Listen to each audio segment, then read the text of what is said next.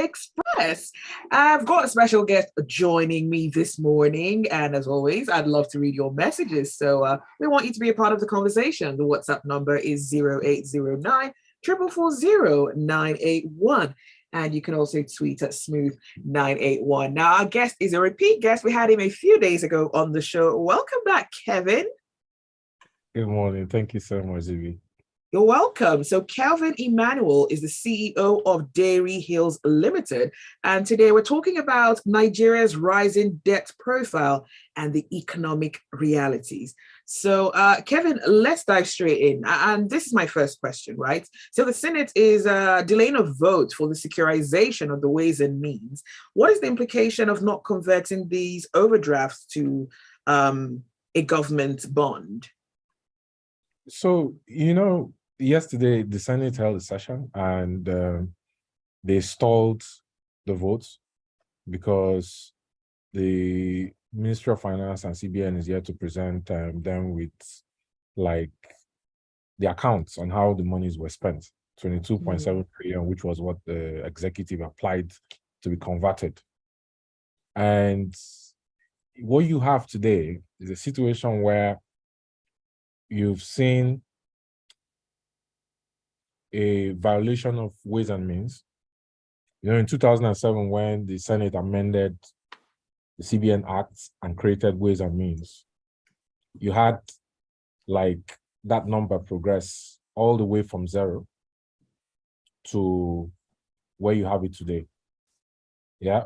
If you look at the nominal rate and the real rate, nominal rate just measures the level of projected government revenue to the 5% limit, yeah, which has been violated by 235%. And then the real rate measures the actual government revenues to the limits, which has been violated several times over. Yeah.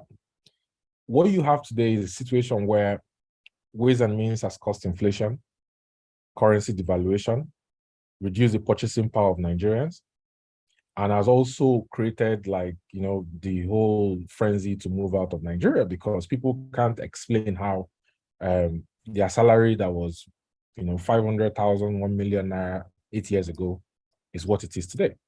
They can't shop, they can't use their cards, their ability to buy food, the share of the basics, the money they used to pay for rent, money they used to buy food in comparison to their income has been really bastardized. So, the Senate is asking questions and they're asking, why do you want us to pass a CBN to government overdraft into a public debt that the people have to pay? Because the way it is, it's mostly the pension commission that is going to buy the debt stock for Ways and Means. Okay. At the 8 to 9% interest that they are offering, is the pension of Nigerians that will be used to buy it.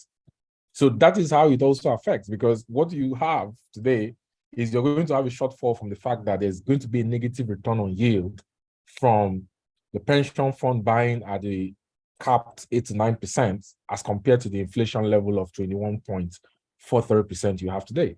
When you have interest lower than inflation, you have what they call the negative return on yield. So I want Nigerians to know that it's their pension money that will be used to buy that debt, that bad debt. And it's going to place the pension commission at a strategic disadvantage for their RSAs. So the Senate is asking questions, and the implication is that if you keep that money hanging, it further accelerates inflation. If you convert it into a long-term 40-year government debt, the people have to pay for it. Now, I want to ask, though, what is the correlation between the excessive cash supply through the Ways and Means and inflation? When you produce more money than you have industrial output for, what happens is that you accelerate cost-push inflationary buffers because there's so much cash supply, M1 cash supply into the economy. And, the reason why they framed that limit at 5% is to prevent you from creating a bubble in the system, right? And what happens basically is that the pace at which it takes for money to double, for interest to double, for your money to double interest by 100%, it goes up, and the pace it takes for inflation, for your money to lose 100% of its value, and for the currency to be devalued, reduces. And so what you've had over the years is that over the last 13 to 14 years, from 2006, the pace at which it took for your interest rate to double has actually gone up to somewhere around 19 to 20 years. And the pace at which it takes for inflation to double by 100% has actually come down from somewhere around 13 to 14% to around 14 years to around 3 years, 4 months today. So what it means today is that today it takes 3 years and 4 months for inflation to double. That's what it means today. And you've seen the effect. You've seen the effect on the exchange rate, because too much cash supply leads to a devaluation of the naira. You've seen what has happened over the last 3 years, from 2019, early 2020, Q1, Q2 of 2020. You saw that the naira started dropping from around 365, and over the last 3 years, it's dropped from 365 to 390, and today it's at 745. You've seen the effect, and that is a corresponding impact on inflation, because exchange rate contributes to 2/3 the inflationary buffers you have in Nigeria, because cost price index is based on your energy and food prices. Energy, most part of the energy we consume in Nigeria is imported. Diesel, AG, Jet A1 for your plane tickets, PMS, also the durable goods for food manufacturing you have in Nigeria is actually imported. A lot of the companies that manufacture food imports most of the raw materials they use to manufacture, and that contributes to your inflation. So you can see the impact on the people, and you can see that it's eating more into their income more and more. They are working, and they are not seeing any money to save, or any money to invest, or any money to put. They're basically working to survive. That's what you have today. It was a lot better 8-10 years ago than it is today. All right, I've got a message coming through from Benga, and he says, so we the people have to pay if the pension board buys these from the government. We have to mobilize and ask the pension boards not to buy. Okay, so coming back to you, Kevin, I want to know, how does debt impact on the budget, and what should be the policy direction of whoever becomes the next president of this country? So the implication of a rising debt profile on the budget is that the more you borrow money, both from your bilateral and multilateral partners, the World Bank, the AFDB, several multilateral organizations, the IMF, and then your bilateral partners like the US government, the Japanese government, the German government, the more you borrow money from them, and also you come to the domestic partners, the creditors in domestic partners like the bondholders, people who own treasury bills, companies who own promissory notes that are taking about 7-30%, and then the CBN. The more you borrow money from them, the higher your debt servicing. Now, if you look at your debt servicing to government revenue, that has gone up to about 123%. Your sinking fund, the sinking fund in 2023 Appropriation Act shows that the government is going to spend 29% of the budget for debt servicing. For me to give perspective to our listeners, let me explain to you, to give them a scenario. So just say, for example, you borrow 5 million naira, and the interest on the 5 million naira is probably maybe 30% per annum. And the money you're paying in interest to your creditor, or maybe a bank that you borrow the money from, is actually 29% of your annual income. That's the implication.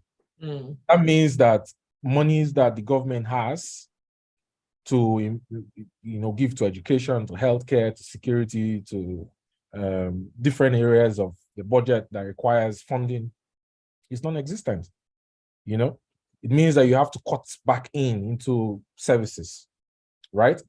And the issue you have that is of concern is that in 2023, the government has scheduled to borrow another $20 billion or 8.8 trillion to fund the budget. So the government is basically like borrowing money to pay debt, pay the interest on the existing debt that it has. It's borrowing money to pay subsidy, petrol, a PMS subsidy, is borrowing money to pay interest on debt, which means that you have less and less money to fund other capital projects and then other services in your budget.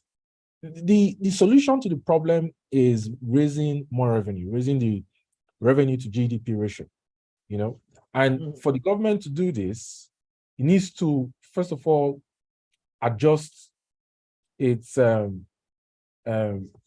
fiscal strategy paper in its medium-term expenditure framework that focuses on debt as a means to cover budget deficits. And it's a long list of items that they have to check through, very technical changes that they have to make in order to be able to, pivot from debt as a means to cover budget deficits to raising the revenue to GDP ratio from 7.4%, which is what you have today. For the government to substitute, next president to substitute, he has to increase that revenue to GDP ratio by 5%. And that is a lot. And the quick areas that the government will have won at is in gas.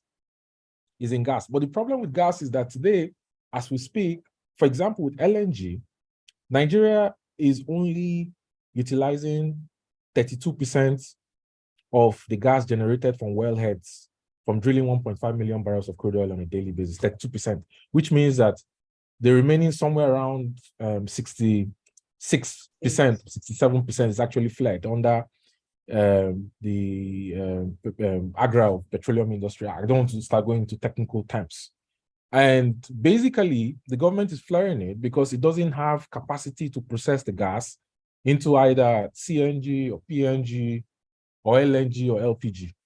It doesn't have the capacity. And if you want to go back to Nigerian Liquefied Natural Gas Company, you realize that the reason it doesn't have the capacity is because the Nigerian government has been taking the dividends that are paid to it by LNG to spend rather than invest in the capex of FID for engineering, procurement, and construction.